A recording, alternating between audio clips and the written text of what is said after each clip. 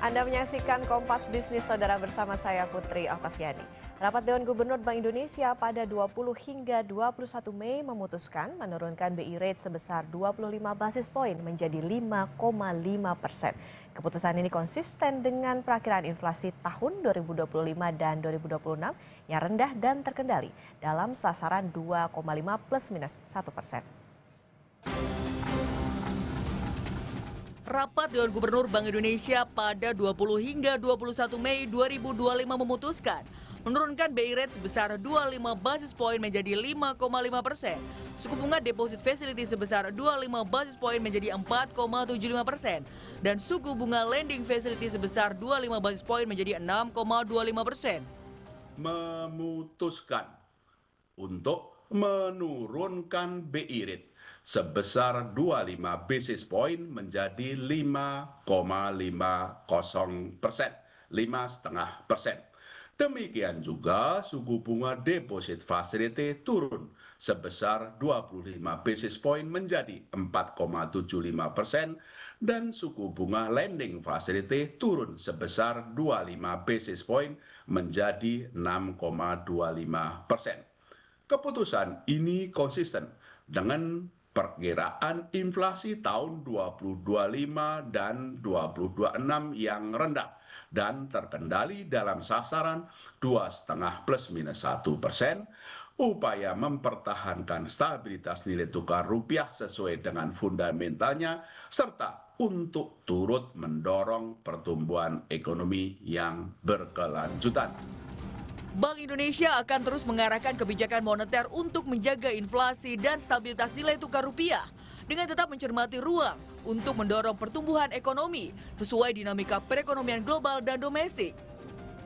Bank Indonesia memperkirakan pertumbuhan ekonomi Indonesia 2025 berada dalam kisaran 4,6% hingga 5,4%, sedikit lebih rendah dari kisaran perakiraan sebelumnya yakni 4,7% hingga 5,5%. Dalam upaya penguatan stabilitas nilai tukar rupiah, Bank Indonesia melakukan intervensi non-deliverable forward atau NDF di pasar luar negeri, serta transaksi spot dan domestic deliverable forward atau DNDF di pasar sekunder. Bank Indonesia juga memperkuat strategi moneter pro market untuk memperkuat efektivitas transaksi penurunan suku bunga, menjaga kecukupan likuiditas, memperkuat pendalaman pasar uang dan pasar valuta asing, serta mendorong aliran masuk modal asing. Selain itu, kebijakan makroprudensial akomodatif terus dioptimalkan untuk mendukung pertumbuhan ekonomi berkelanjutan dengan mendorong pertumbuhan kredit dan meningkatkan fleksibilitas pengelolaan likuiditas oleh perbankan. Kebijakan makroprudensial tersebut diantaranya peningkatan rasio pendanaan luar negeri atau RPLN dan penurunan rasio penyangga likuiditas atau PLM. Untuk kebijakan sistem pembayaran akan diarahkan untuk turut menopang pertumbuhan ekonomi, khususnya sektor perdagangan dan UMKM melalui perluasan akseptasi pembayaran digital, serta penguatan infrastruktur dan konsolidasi struktur industri sistem pembayaran.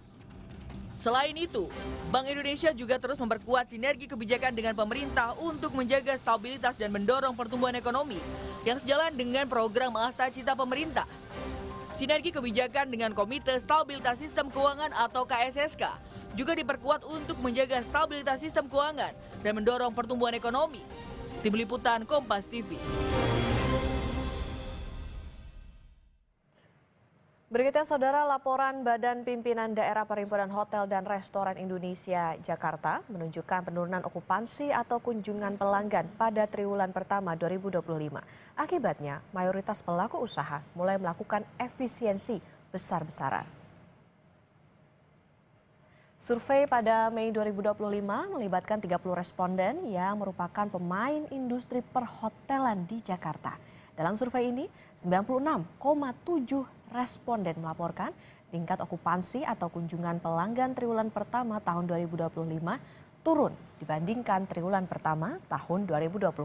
100% responden melaporkan tingkat okupansi triwulan pertama tahun 2025 turun dibandingkan triwulan 4 tahun 2024. 73,3% responden melaporkan kinerja hotel di triwulan pertama tahun 2025 lebih buruk dibandingkan triwulan pertama 2024.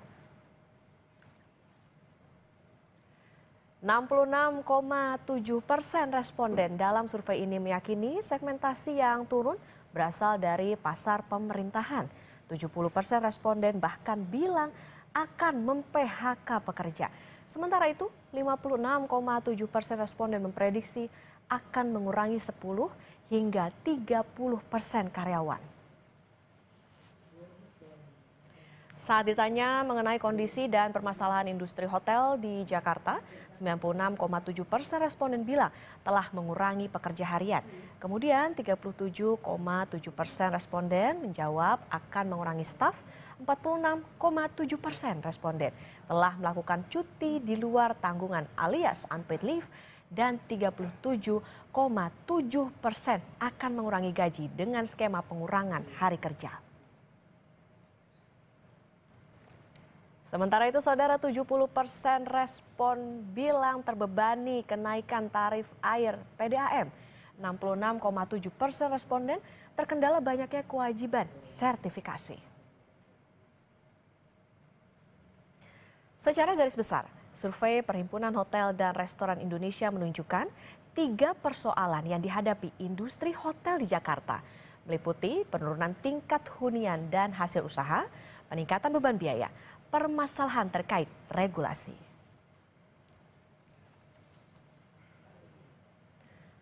Industri perhotelan di Jakarta menghadapi masa sulit dalam beberapa tahun terakhir, dihantam penurunan jumlah pengunjung hingga biaya operasional yang semakin tinggi. Lebih lengkap sudah bergabung Ketua Badan Pimpinan Daerah PHRI Jakarta Sutrisno Iwantono. Selamat pagi Pak Iwantono. Pagi, apa kabar? Baik, selamat pagi. Apa kabar Pak? Alhamdulillah, sehat. Alhamdulillah sehat. Pak Iwantono, soal survei PHRI yang tadi Pak ini kan menunjukkan penurunan tingkat hunian dan hasil usaha. Boleh dijelaskan seberapa signifikan dan bagaimana dampaknya ke industri sejauh ini? Ya, dampaknya tentu akan menimbulkan penurunan dari sisi okupansi ya. Yang seperti kita tahu di dalam survei itu juga pasar pemerintah itu kan sekarang komposisinya sekitar 20-40% ya. Jadi kalau mereka itu katakan sama sekali tidak ada, itu bisa 40% turunnya okupansi kita. Tapi kalau masih ada 50 aja yang ke hotel itu sudah turun 20%. Tapi nyatanya kan sekarang memang boleh dibilang tidak ada pembelanjaan ya dari pemerintah. Dan ini punya dampak yang tadi sudah disampaikan di dalam angka-angka tadi, ya ada pengurangan tenaga, kemudian unpaid leave, dan seterusnya. Dan yang terkena duluan itu pasti adalah pekerja kontrak dan daily worker ya. Ini yang akan terkena duluan. Dan tentu dampaknya bukan hanya kepada hostel, tetapi juga kepada industri terkait ya, para supplier untuk kebutuhan hotel, mulai sabun. Kemudian juga makanan ya, makanan itu kan melibatkan kebutuhan atas beras, sayur, daging, dan ini kebanyakan kalau di Jakarta itu kan disuplai dari daerah sekitar Jabodetabek, ya, Jawa Barat, Tangerang, bahkan sampai Jawa Tengah. Sehingga memang implikasinya cukup lumayan, bukan hanya kepada hotel, tapi juga kepada industri lain. Oleh karena itu, upaya untuk mendorong permintaan saya dirasa penting agar kita bisa bertahan, ya, bisa survive di dalam kondisi yang sulit ini. Oke, tingkat okupansinya lagi babak belur. Tadi kalau bicara soal bagaimana belanja pemerintah, nampaknya kan memang porsinya cukup besar ya. Tadi Bapak menyebutkan ada 20-40%. Nah, kemudian sekarang ini kan lagi ada kebijakan penghematan anggaran pemerintah, Pak. Nah, gimana sebetulnya kinerja industri perhotelan sebelum dan sesudah adanya kebijakan itu? Masih di Kompas Bisnis, saudara, dan kita masih akan melanjutkan perbincangan bersama dengan Ketua Badan Pimpinan Daerah PHRI Jakarta Sutrisno Iwantono. Pak Iwantono, kita lanjutkan kembali. Tadi kalau dikatakan memang kan dengan menurunnya tingkat okupansi, ini kan juga berdampak ada multiplier effect tidak hanya ke restoran atau juga hotel itu sendiri, tapi juga ke bagaimana supplier dan lain sebagainya. Dan tadi juga soal belanja pemerintah ini punya porsi cukup besar, 20-40%. Tapi sekarang kan ada kebijakan efisiensi itu, Pak, efisiensi anggaran dari pemerintah. Nah, bisa digambarkan kondisinya sebelum dengan sesudah adanya kebijakan itu seperti apa, Pak Iwantono? Tadi kalau sebelumnya itu kan kita masih bisa mengharapkan ada pendapatan dari mereka yang yang perjalanan dinas, nginap, kemudian juga ada meeting, ada konferensi, ya itu bisa memberikan pendapatan bagi para pengelola hotel ya. Tapi sekarang itu kan drop ya, dihilangkan sehingga okupansi juga turun, pendapatan dari lain-lain juga turun ya. Jadi kalau misalnya di Jakarta ini kan okupansi untuk seluruhnya hotel itu sekitar 55% untuk bintang ya, kalau non bintang kira-kira 40-an ya, 42, 43 sekitar itu ya. Nah, kalau itu turun kan berarti kan okupansinya jauh di bawah 50%. Nah, ini yang tentu menjadi perhatian kita gitu. Nah, untuk menyikapi itu pastikan efisiensi harus dilakukan ya. Efisiensi di sana sini diantaranya tenaga kerja kan merupakan komponen terbesar dari biaya kita. Nah, kita berharap agar kondisi ini tidak berlangsung terlalu lama ya. Dan kalaupun memang pengetatan anggaran itu tidak bisa dihindarkan, ya kita berharap dari sisi pengeluaran nanti. Karena kan anggaran yang diefisiensikan itu kan tidak berarti dikantongi kan, pasti akan dibelanjakan juga. Nah, pembelanjaan ini tolong bisa juga mendorong agar tetap bisa menghidupi hotel maupun restoran ya. Dan tentu kita harapkan promosi yang dilakukan pemerintah, terutama pemerintah daerah ya, bisa membantu kita. Karena sebenarnya untuk DKI ini wisatawan asing itu tidak terlalu banyak ya, sekitar 2% aja. Kita mengandalkan pada wisatawan Nusantara. Oleh karena itu, upaya untuk mendorong wisatawan Nusantara ini saya kira perlu dilakukan oleh pemerintah, khususnya pemerintah daerah. Oke, tadi ada dampak yang cukup besar dengan adanya efisiensi itu. Artinya tidak hanya menurunkan tingkat hunian, tapi juga tentunya bagaimana pendapatan dari hotel itu sendiri. Kemudian Pak, kalau dengan pendapatan hotel dibandingkan dengan biaya operasionalnya termasuk gaji pekerja, seberapa terpukul saat ini? Ya tadi itu kalau pendapatannya itu misalnya okupansinya turun sampai 30% atau 20%, ya kira-kira pendapatan akan turun sebanyak itu. Itu yang terjadi. Nah, kalau turunnya sebesar itu, kan produksi kan juga harus diturunkan. Tidak mungkin tidak kan. Nah, biaya produksi diturunkan itu berarti kan kita juga menurunkan pembelian kita kepada berbagai macam kebutuhan. Dan tentu kalau tenaga kerjanya kebanyakan, ya misalnya yang daily worker kan dia kerja kalau ada penjualan. Kalau tidak ada penjualan kan terpaksa harus tidak kerja dulu, di rumah dulu gitu. Nanti nunggu ada pekerjaan baru dia masuk. Nah, seperti itu kira-kira dampaknya. Oke, ada pengurangan juga dari segi pekerja. Artinya yang jadi pilihan ini kan PHK pekerja ataupun juga unpaid leave, Pak. Karena lesunya industri perhotelan tadi. Kalau data terkini sebenarnya berapa jumlah pekerja yang sudah dan juga berpotensi terkena PHK? Ya, kalau dilihat dari hasil survei, mereka tuh menunjukkan sekitar 10 sampai 30% akan terjadi pengurangan tenaga kerja ya. Dan itu sebagian sudah mulai gitu, sudah mulai kalau kondisi itu berlangsung terus seperti ini. Nah, tapi kita kan dengar katanya DPR maupun pemerintah sudah mau melonggarkan ya. Nah, ini kira-kira pelonggarannya itu kan seperti apa? Kita baru baca di berita, tapi realnya seperti apa kita masih menunggu. Oke Pak, tapi PHK ini apakah jadi satu-satunya solusi buat mempertahankan bisnis atau sebetulnya ada solusi lain tapi ya yang paling cepatnya atau dalam jangka pendek, jangka menengahnya ya PHK itu tadi untuk mengurangi cost ataupun juga pembiayaan operasional dari hotel? Ya betul, jadi kan kalau misalnya sekarang ya dalam bulan ini drop gitu, okupansi ya turun 20-30%, berarti kan biaya produksinya harus diturunkan, kan kita tidak mungkin berproduksi sebanyak itu kan. Nah, ketika menurunkan biaya produksi itu kan berarti kita memotong berbagai macam sumber biaya kan.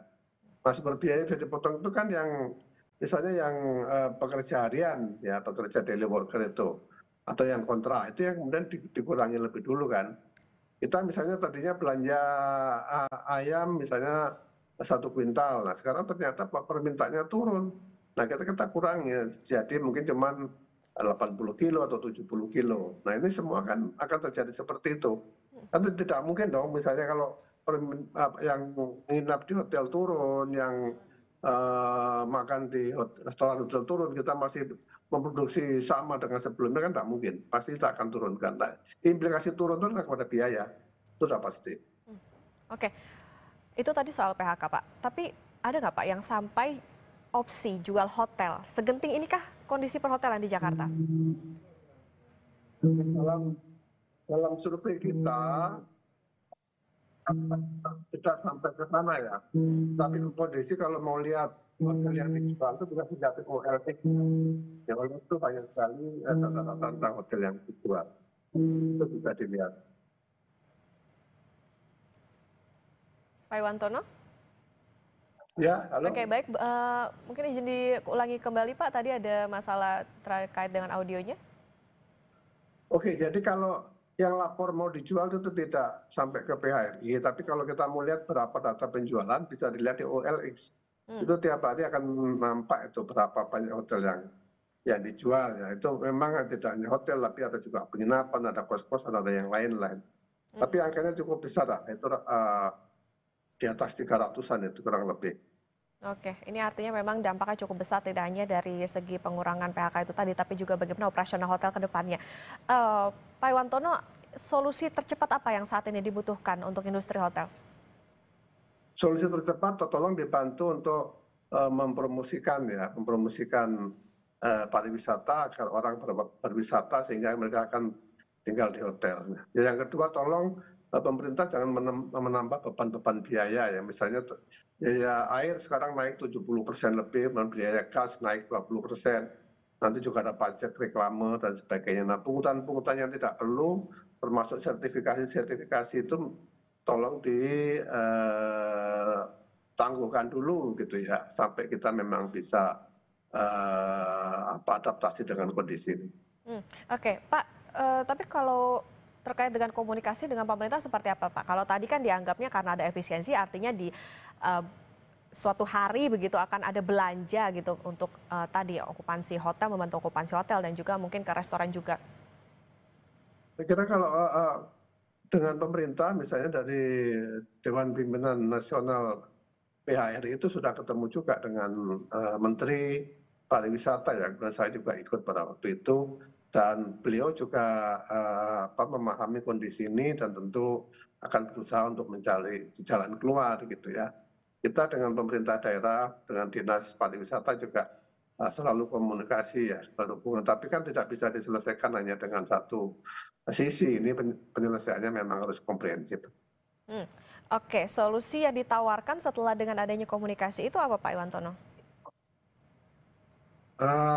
Ya mereka akan berusaha untuk mendorong terjadinya traffic tadi, terjadinya mobilitas penduduk sehingga itu akan menyebabkan peningkatan permintaan. Karena kalau memang dari ASN tidak juga segera kan berarti harus ada pengganti dari ASN itu yang akan akan belanja di hotel, akan menginap di hotel. Itu harus didorong dengan anggaran pemerintah, kan kita bayar PP1 ya, PP1 itu cukup besar 10%. Nah, itu tolong bisa dikembalikan kepada kita dalam bentuk berbagai macam kegiatan yang bisa membantu kita. Oke, artinya kalau sekarang Pak Iwantono masih dalam kondisi amankah atau ini justru menjadi alarm berbahayakah untuk industri hotel? Langkah apa yang harus ditempuh pemerintah sekarang juga nih, terutama untuk hotel-hotel yang tadi kalau dikatakan kalau di Jakarta tuh bahkan okupansi untuk wisatawan asingnya ini tidak terlalu besar, artinya bisa mengandalkan sebagian besarnya itu dari belanja dari pemerintah itu.